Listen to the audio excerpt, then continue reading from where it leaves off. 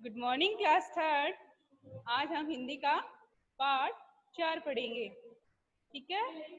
हार की जीत पाठ है हमारा, हार की जीत। ठीक है। यानी हमें पाठ पढ़ते हैं तो उससे क्या कोई न कोई शिक्षा मिलती है। तो कहानी में क्या है, एक व्यक्ति है जो अपनी सबसे प्यारी कीमती वस्तु खो देता है। यानी अपने आप कोई अच्छी चीज, कीमती चीज हम खोएंगे तो हमें क्या होता है, दुख होता है। लेकिन लेकिन फिर भी इस कहानी में, इस पाठ में जो व्यक्ति अपनी चीज खो देता है, उसे अपने वस्तु की चीज मतलब खोने का इतना दुख नहीं होता जितना उसे दुख होता है दूसरे गरीब व्यक्तियों के बारे में सोचकर। ठीक है। तो पाठ पढ़ते हैं, चलिए। कहानी है, ध्यान से सुनना। बाबा भारती को बाबा भारती, ठीक है, एक व्यक्ति का नाम है बाबा भारती, जो क्या है, साधु साधु संत जैसे आदमी थे, सीधे साधे, बहुत अच्छे। ठीक है। बलवा अच्छे नेचर वाले, मतलब अच्छे स्वभाव वाले। ठीक है। बाबा भारती का घोड़ा बहुत ही सुंदर और बलवान था। बाबा भारती अपने घोड़े को सुल्तान कहकर पुकारते थे। तो उनके पास एक घोड़ा था जो बहुत ही सुंदर था और बहुत ही क्या है, ताकतवर था। और वे अपने घोड़े को क्या है, सबसे ज्यादा प्यार करते थे और उसको प्यार से उसको नाम क्या बुलाते थे, सुल्तान। उसे देखकर वे बहुत खुश होते थे।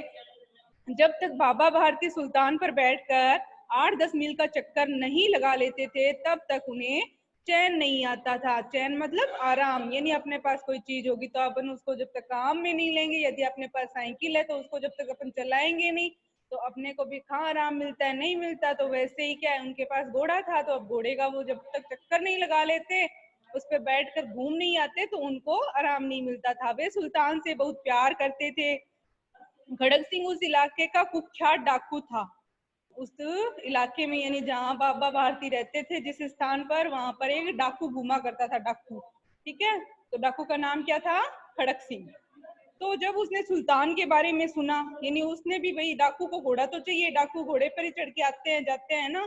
तो उसने सुल्तान के बारे में सुना और उसे देखने के लिए बेचैन हो उठा कि भाई वो कितना सुंदर है, कितना ताकतवर है। तो ऐसी चीज फिर डाकू को तो चाहिए ही चाहिए। तो एक दिन खड़क सिंह बाबा के पास जा पहुंचा। फिर वो बाबा भारती के पास डाकू चला जाता है। क्यों? क्योंकि उसने उस घोड़े के बारे में सुन रखा था, तो उसकी भी इच्छा थी कि ऐसा घोड़ा सुंदर मैं भी देखूं। बाबा भारती ने पूछा, कहो खड़क सिंह, कैसे आना हुआ? खड़क सिंह ने कहा, बाबा सुल्तान को देखने आया हूँ। बाबा भारती उसे घोड़ा दिखाने अस्तबल में ले गए। अस्तबल किसको कहते हैं? जहाँ घोड़ों को रखा जाता है। जैसे अपने कहाँ रहते हैं बच्चों, घर में रहते हैं, तो अपने इसको क्या कहते हैं, घर कहते हैं। ठीक है। तो वैसे ही जहाँ घोड़े रहते हैं तो उस जगह को क्या कहते हैं, अस्तबल कहते हैं। खड़क सिंह ने सोचा, इतना अच्छा घोड़ा तो मेरे पास होना चाहिए था। उसने बाबा से कहा, ये घोड़ा मुझे दे दीजिए, आपके पास इसका क्या काम? पर बाबा ने मना कर दिया। खड़क सिंह को बहुत गुस्सा आया। अब अपनी चीज है, कोई अपन से ऐसे जबरदस्ती मांगना है, अपने कितना प्यार करते हैं, अपनी कितने प्यार से उस घोड़े को पाला है, उसका नाम रखा है, ऐसे कोई मांगने आएगा तो थोड़ी ना दिया जाता है। तो खड़क सिंह को ऐसे ना देने पर क्या है, गुस्सा आ जाता है और जाते जाते वह बाबा को धमकी दे गया कि वह घोड़ा उनके पास नहीं रहने देगा। बाबा बेचैन हो गए, यानी उसकी उस धमकी का क्या असर हुआ कि बाबा अब ना तो अच्छे से सो पाते थे, बस उनको वह चिंता रहती थी कि डाकू ने धमकी दे रखी है तो वह घोड़ा मेरे पास रहने नहीं देगा। तो इसलिए वे बहुत ही बेचैन हो उठे। ठीक है। यानी आराम से नहीं रह सके। कई महीने बीत गए, खड़क सिंह नहीं आया। बाबा का डर कुछ कम हो गया। एक दिन बाबा भारती घोड़े पर घूमने के लिए निकले। यानी इस धमकी दिए हुए क्या है, बहुत दिन हो गए थे। फिर बाबा भारती भी धीरे धीरे उन बातों को भूल गए और फिर क्या है, घोड़े पे चक्कर लगाने निकल पड़े। कुछ ही दूरी पर अचानक आवाज आई, अपाहिज हूँ, दया करो। यानी कोई व्यक्ति था जो उन्हें आवाज दे रहा था। जब वो घोड़े पे घूमने के लिए निकले तो दूर बैठा कोई व्यक्ति आवाज दे रहा था कि मैं क्या है, अपाहिज हूँ। अपाहिज मतलब कि जिसका एक अंग विकलांग हो, है ना। यानी यहाँ तो पाँव से विकलांग है तो वो चल नहीं सकता, है ना। तो इस तरह क्या है, उसने कहा मैं अपाहिज हूँ, मुझ पर दया करो, है ना। यानी मदद करने के लिए वह किस बुला रहा था उसे, बाबा भारती को। अपाइज ने बाबा भारती से कहा, मुझे पास के गांव ले चलो, मैं चल नहीं सकता। यानी वह उसकी मदद चाहता था, जिससे क्या है वो उसे अपने घोड़े पे बिठा के ले जाए। तो मुझे जरूरी काम से गांव जाना है। बाबा भारती ने अपाइज को घोड़े पर बैठा दिया। अब क्या किया बाबा भारती ने, घोड़े को कहाँ बिठा दिया, घोड़े पे बिठा दिया अपाइज को, और खुद चलने लगे पैदल, है ना।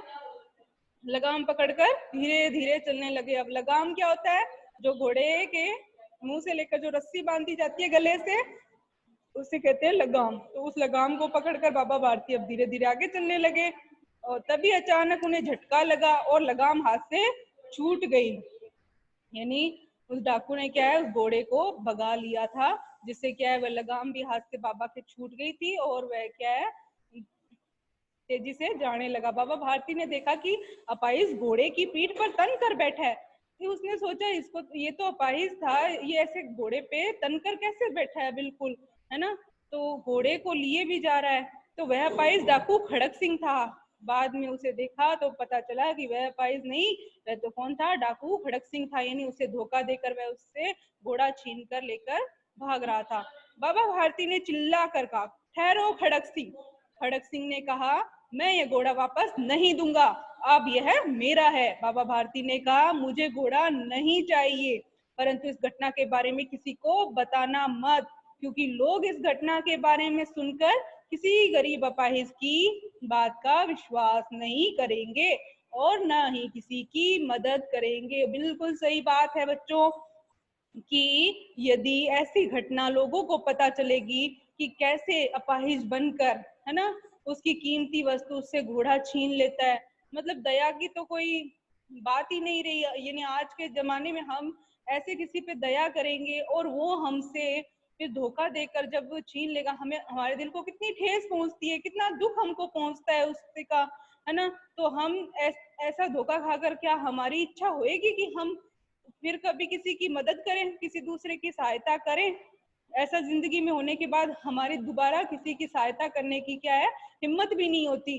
तो बस उसने यही बात कहा कि तुम इस घटना को किसी लोगों को मत बताना कि कैसे तुमने अपाहिज बन के मुझसे मेरा घोड़ा छीना है, क्योंकि ऐसी घटना यदि लोगों को पता चलेगी ना, तो लोगों का क्या है, विश्वास उठ जाएगा इंसानियत पर से। यानी वो कोई भी व्यक्ति किसी दूसरे की कभी भी सहायता नहीं करेगा। यानी सचमुच यदि किसी को जरूरत होगी ना, तो भी कोई किसी की सहायता के लिए आगे नहीं आएगा। तो बाबा भारती की ये बात खड़क सिंह के दिल को छू गई। यानी जब डाकू ने देखा कि बाबा भारती, यानी मैं उनका घोड़ा छीन के ले जा रहा हूँ, फिर भी इनको अपने घोड़े को खोने का दुख नहीं है, जबकि दुख किसका है, उन गरीब लोगों की चिंता है जिनको सचमुच हेल्प की, यानी सहायता की जरूरत है। तो तो उसने सोचा कि उसे घोड़े की चिंता नहीं, गरीब अपाहिज की चिंता है। बाबा भारती चले गए। अब बाबा भारती वहां से चले जाते हैं उसे इतना कहकर, लेकिन खड़क सिंह के कानों में उनके शब्द गूंजते रहे। शब्द इसीलिए गूंजते रहे कि सचमुच कितना भला इंसान है, अपने घोड़े की चिंता नहीं, उसे बाकी लोगों की चिंता है, दुखों, उनके दुखों की चिंता है जो वास्तव में दुख में है। कि वह परेशान हो उठा कि ऐसे उच्च विचारों वाले, उच्च विचार मतलब अच्छे विचारों वाले थे, है ना, जो दूसरों की चिंता हो जिसको, तो ऐसे अच्छे विचारों वाले व्यक्ति को उसने दुख पहुंचाया है। एक दिन खड़क सिंह चुपचाप रात के अंधेरे में घोड़े को बाबा भारती के अस्तबल में बांध गया। सुबह के समय सुल्तान ने बाबा भारती के पैरों की आवाज सुनी।